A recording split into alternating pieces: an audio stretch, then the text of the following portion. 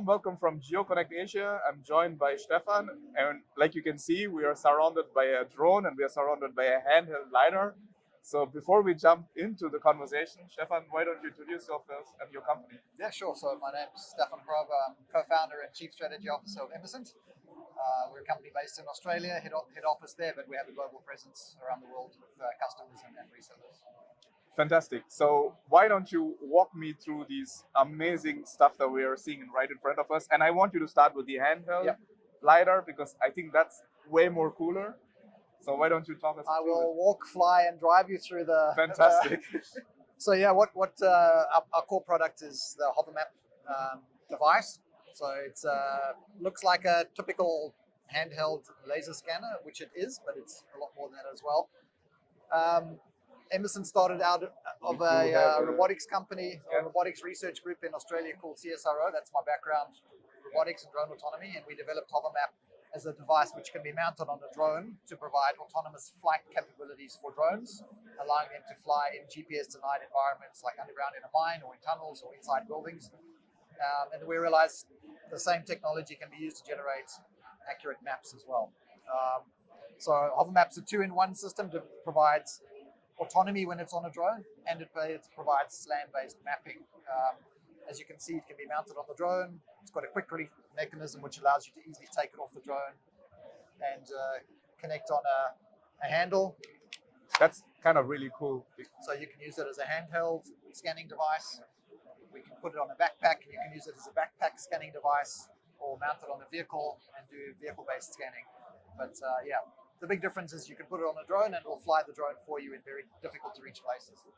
So a couple of questions. First and foremost, you have a PhD in robotics and SLAM, and the usual path ends up working for an autonomous vehicle company.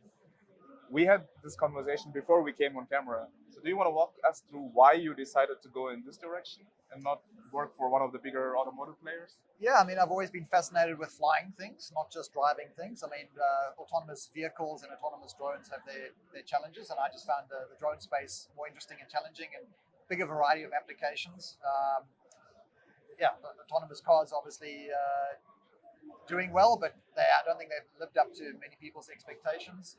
Drones are now prolific around the world. Everybody's using drones for all kinds of things. When I started my PhD 20 years ago, drones were a very new technology, and now they've been widely accepted. So having a big impact in the world, and it's great for us to be a part of that, helping people to use drones in new ways that just wasn't possible before. So it's not only drones and handheld lidar as well. You've got another system that can be mounted on pretty much Boston's Dynamics robot, pretty much anything, right? So it's the same system. So HoverMap is the same device, which can be mounted on these various things, including, like you said, the Boston Dynamics spot. It's exactly the same payload. It just connects to different ways of being carried. When it's connected onto the drone, our system detects that it's on a drone, and it changes all the settings and parameters to be operated on a drone.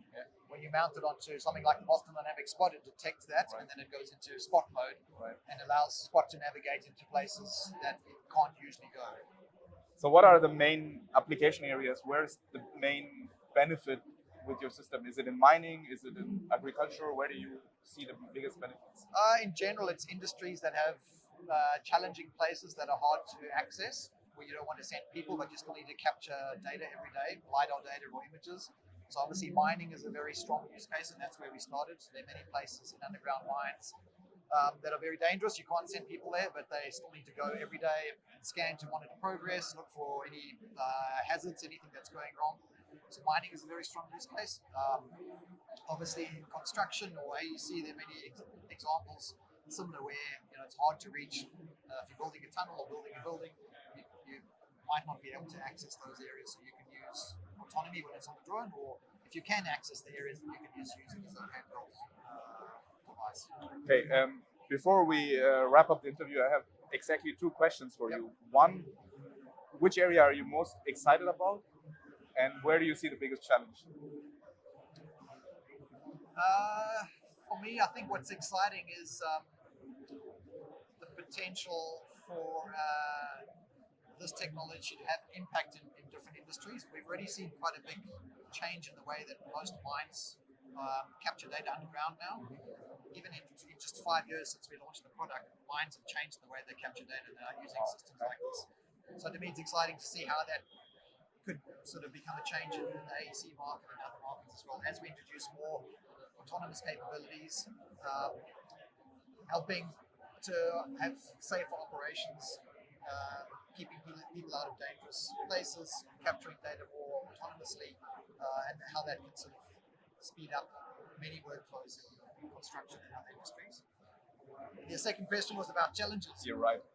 Besides getting more awareness for your work, because that's kind of what we are addressing right now. Yeah. I mean, a lot of challenges. That's what I love about the space. There's always new problems and new challenges. Obviously, on the technical side, we're always working on new autonomy capabilities to allow the drone to fly into more challenging environments. When we've integrated on Spot, we're sort of making new ways that you can use Spot again into different environments. And then obviously we do a lot of work in the SLAM mapping area. So we're improving the way that our SLAM algorithm works. We can now integrate GPS data into the SLAM pipeline as well to improve the SLAM quality and georeference it. We're bringing in 360 panel images. So just, constantly improving both the SLAM and the mapping.